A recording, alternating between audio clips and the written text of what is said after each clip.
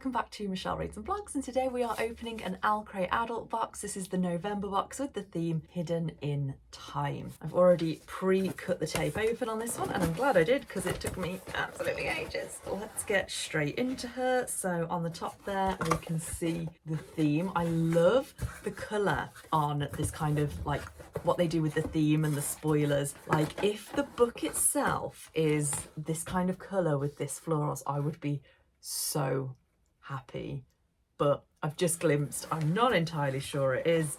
No, it's not, but it is a gorgeous colour. So we have got The Unmaking of June Farrow by Adrienne Young. I am going to take this out of the plastic and then I'm going to be straight back with you.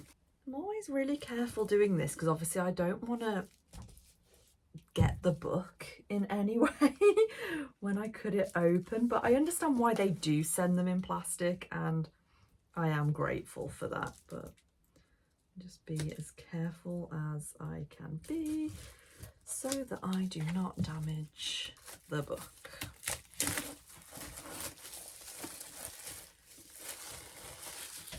Okay, so we're open. The pastels on this, oh my gosh, they are so gorgeous. So this is a completely redesigned cover. I will put the original cover up so that we can see it. We've got these pastel blues in the florals here and the pinks. That's so nice. And then the florals in the background. So now I see where this is coming from with the flowers on there. Even though the door is this same kind of peach colour. Peach, it's like a very peachy red colour. Coral maybe, a coral colour. The rest is very pastel, very light. We've then got the spine here. So we've got some of the florals coming off the back cover and some coming off the front. That's a nice little touch there. And then on the back, you've got the same kind of florals around, if not more of them. No, I think it's exactly the same, but you've got the door open and then it says the next time you see the door, open it.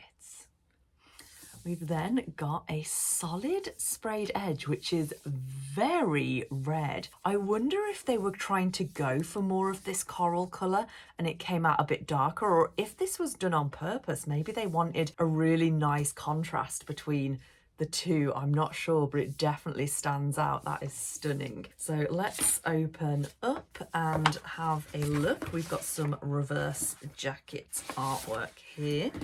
And I love it when book boxes do this, when the reverse jacket artwork is literally just artwork and it doesn't even have any writing on there, not even like the title of the book or the author. And this is stunning. So we've got our characters and we've got the horse there. I'm going to be honest, I actually don't know what this book is about. It's been on my radar, but I've purposefully not picked it up yet because I knew we were getting a book box edition. The printing on the hardcover here is stunning. Again, we've got florals. They are slightly different to the original, well, not the original, the dust jacket artwork, and I do feel like straight away maybe these don't go together that well. You know, here on the channel I'm a massive fan of when all of the artwork really blends in together, even when it's done with different artists. I'm just not sure that they are quite the same vibe. They are both stunning, don't get me wrong, but yeah, they're just not quite the same. We've got some written text here behind these kind of, they're meant to look like ripped pages. That is really nice. So this is definitely more of the peach vibe rather than the coral. And then on the back, Jasper Chronicles 1 year later, still no answers. That's obviously going to have something to do with the story. Yeah, I don't know. I just don't feel like they go together very well, even though I like probably this better. I really like these pastels. Anyway, let's keep going. We have got end paper artwork here, where we've got our character in these flower fields. That's really nice, and you can choose, it's obviously cutting some down. Let's see if we're the same artwork on the end pages in the back. That is different. So we've got the two characters, and then this is very green rather than the florals. I wonder if these are diseased. There's the science part of me coming out. What's wrong with these leaves? Why are there spots on them? And yeah, so very different to that first. This looks like more like golden hour vibes. It's stunning. Okay, let's keep going.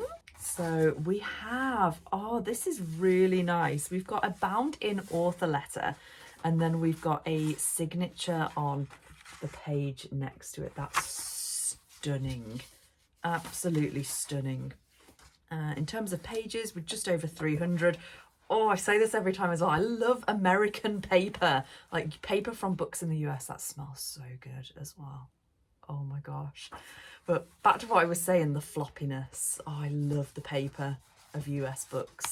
So good. Let's have a look at the synopsis for this one, because I actually don't think I've ever really looked at what this is about. I've heard of the book so many times, seen it so many times.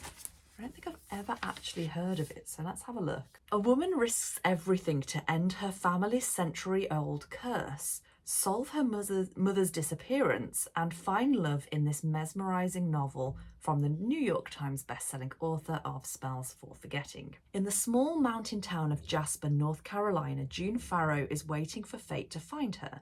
The Farrow women are known for their thriving flower farm and for the mysterious curse that has plagued their family line. The whole town remembers the madness that led to Susanna Farrow's disappearance, leaving her daughter June to be raised by her grandmother and haunted by rumours. I have definitely read this synopsis before. I think maybe it was one of the choices for Book of the Month at one point, but this seems really familiar. It's been a year since June started seeing and hearing things that aren't there. Faint wind chimes, a voice calling her name, and a mysterious door appearing out of nowhere. Signs of what June has always known is coming. But June is determined to end the curse once and for all, even if she must sacrifice the hope of love and a family of her own. After her grandmother's death, June discovers a series of cryptic clues regarding her mother's disappearance, except these only lead to more questions. But could the door she once assumed was a hallucination be the answer she's been searching for? The next time it appears, June realises that she can touch it and walk through the threshold. And when she does, she embarks on a journey that will not only change both the past and the future, but also uncover the lingering mysteries of her small town and entangle her heart in an epic star-crossed love. With The Unmaking of June Farrow, Adrienne Young delivers a brilliant novel of romance, mystery, and a touch of the impossible. A story you will never forget. So 100% I have read this before. I'm sure it was on the Book of the Month choices. And yeah, I liked the idea of the synopsis then. Obviously, I didn't go for it because I knew we were getting it in a book box edition. And here we go. So happy that I own this. Happy that I own this special edition because I do think it's so different to the original, and it's just nice to have special things sometimes, isn't it? As I said already with my thoughts on it, I don't think the artwork really all gels together. As someone who likes to be creative, like I think this is stunning, I just don't think it really fits with this.